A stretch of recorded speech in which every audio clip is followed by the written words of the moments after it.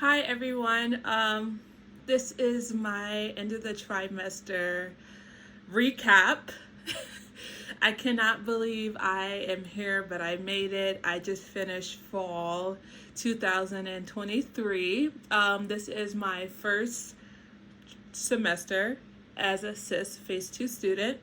I will be rambling a lot because I do not have notes. I thought about it, but I'm also making some clips for Instagram, and I don't want to wear myself out by writing a lot because those clips take a lot because I'm just not talking out my butt. Everything's scripted. So right now I'm taking 5 classes. We'll max out at 5 classes. I won't do any more than 5 classes. Today I actually am still in term, but I just have 3 more assignments to turn in. So whatever I have, I just have. At this point, I am taking 5 classes, and those classes are biology genetics. I have a 95 in that class. Clinical 2010. I have 100 in that class. Midwifery 2010. I have a 94 in that class. Which is prenatal care and foundations. I probably should tell you what that is. Midwifery 2035, and that's complications of lactation. I have a 96 in that class.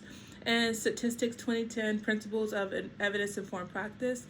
I have a 98.84 in that class. So basically all A's. However, I do think this is the lowest A's that I've had since starting first term. I do think this term gave me a run for my money. It has been tough. Let me kind of recap what's been going on with me. So when the semester started, I did return back to clinical. As you guys know, I was pregnant and I took off 3 months from clinical and doing birth work while I was on maternity leave. So as soon as the semester started, I started back. I am also transitioning from the birth center practice that I'm currently at to another solo midwife practice, which is really high volume. She takes about 7 clients for a solo practice in midwife. So I still have been on my feet a lot, moving around a lot.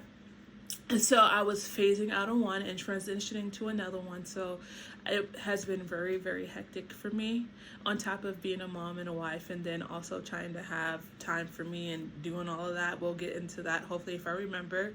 Let me actually write that down. Hold on, guys. My desk is everywhere.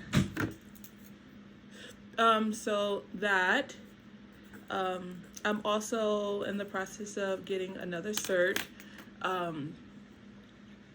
So let's see where I want to start first. So, sorry, I'm drawing a blank. Okay, so currently when I said I take some time for myself, in the beginning of this term, I was doing every Friday, I was going to a different cafe just to get out of being in a house all day. And that was fun. If you follow me on Instagram as Zha-nee All Things Birth, you can kind of see my reviews and what I thought. Of course, they're all in California, Southern California. Terms did get busy towards the end, so I kind of stopped doing that.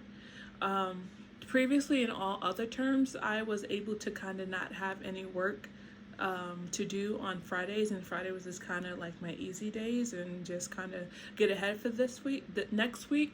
However, this term, I was basically doing work Monday through Friday, and that's also because I was doing more clinical days. I was doing a clinical day at my old preceptorship and a clinical day at my new preceptorship, plus when they needed me to come in. So I was doing a lot, as well as attending births for both preceptors. Also, if you are a home student, obviously you are if you're watching this video because you're considering MCU or at MCU, get out of the bed. Like, I have an office. I'm in my office now. However, towards the end, I started to do more and more work in my bed, and that is a recipe for disaster. Do not do that. I am also working on my CPR certification, so probably by the time you guys see this, I will be a CPR instructor. I will be teaching BLS, which is for providers, as well as Heart Saver for those people who do not have a medical background. So that also took up a lot of my time. Class this term has been a lot of work. Not quantity wise, but quality wise. You do certain classes like Midwifery 2010, the foundations, you do have a lot of work, as well as the quality of the work is a lot. You start going through case studies, and for me, it took me about an hour and a half, 2 hours to complete. And I know that I am one of the faster students to complete stuff. So just be mindful of that when you are taking that class. The instructor for that class is amazing. She teaches. Some teachers that you get at MTU will just read off slides. However, this teacher actually teaches, and she knows, and she I text her a lot. I feel so bad, but she is very receptive of me things. She also is good at feedback. So if you don't understand something or you don't like your grade, she's willing to talk to you about it and see kind of how that works out. Do not get behind in that class. Auntie, sis, Zha-nee is telling you, do not get behind in that class. Because it's very easy to get behind because it is a lot of work.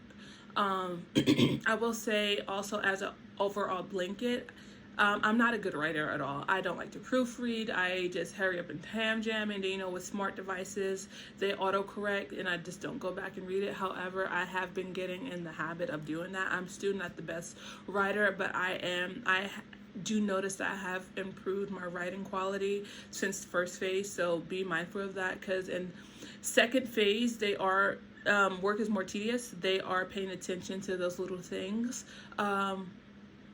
Do all you can to make sure APA 7 is currently what we use as 2023. So that's just the formatting. Just make sure that's really good because they are paying attention to those citations. So just make sure of that. Next class is Midwifery 2035, Complications of Lactation. To me, it just feels like very similar to the first lactation class that I took. A lot of practice guidelines, a lot of client handouts. So I use Canva. Just use, if you use that. If you don't, get very familiar with that. You don't have a lot of live sessions. I think it's very easy. In the beginning, I was turning in my practice guidelines and handouts very early, and then life kind of just happened, and I just started turning them on time, but not a hard class at all. Let's see.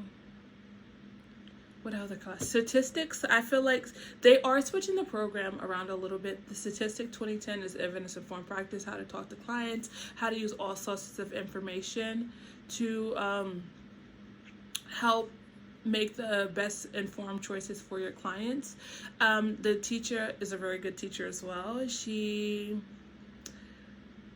I think this class should have been a first trimester class. I feel like it's very useful because we go down different research engines, how to understand how to make the best decisions on evidence-based journals. How do you know it's predatory? So I'm happy that MCU has listened to their students, because now that is now the first phase, because that is very beneficial for people to take.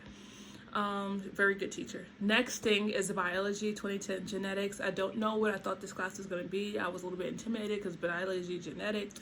However, the class is very good. Trisha is a very amazing, very, very good teacher. Very, very, very, very, very good teacher. If you do something wrong, she oftentimes will invite you to make it up or return it in. She'll kind of talk to you one-on-one, like, hey, what aren't you understanding? How can I help you? Very, very good teacher. I have nothing but good things to say. I am sad that she only teaches one class, but it is hard. I thought this class was going to be an easy class, so I don't want to say I gaffed it off, but I didn't put as much energy into it. And then when I started seeing my grades was like going to the lower A's, I was like, okay, what do I need to do to kind of get higher? So I have a 95 in that class. It's still kind of low, but this term chewed me up, spit me out. So I'm so happy that I'm still here. Next thing we have, I think we talked about everything, and then it's just clinical 2010. You do have to attend clinical rounds. So just for me, I just got them done as you need 5. So just make sure that you're getting them done early. If you are taking this class, so you are in clinical preceptorship, make sure that you're having everything. You probably get this all the time. Just make sure that you are having everything signed in advance. Do not wait to the last minute because you need clinical logs. That's when your assist stuff starts counting. Just when, if you do a newborn exam, make sure you have your preceptor signed it. If you are doing like 10 hours or 8 hours a day, make sure your preceptor is signing it. Don't wait to the last minute because anything can happen. Just do that. Also, I know so this is my lifeline. This is my daily planner. What has helped me is I can actually go into it. So right here, this is week 15, and I usually just look at the due dates of everything that's due, and I kind of just put it in here. So my biology, and I just kind of crossed it out, but I didn't because I'm getting lazy because it is the end of the term.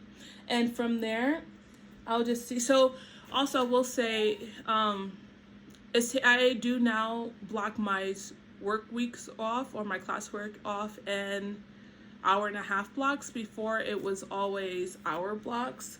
So let's see if I have anything written down. I don't, so I have to actually backtrack. I'm telling you guys, I am slugging through this week. So let me get that. So also I'm nursing, so I'll just put blocks into there, but I do like it because it is 1.5-hour little blocks. So I'll just put, I know I would want my work week to start at 8, and then I'll just put what I want to do on there, and that is a very good lifeline for me. I can talk more about how I study. I do think I will be incorporating different things into my upcoming term, basically kind of calculating how much time I'm sitting on each class.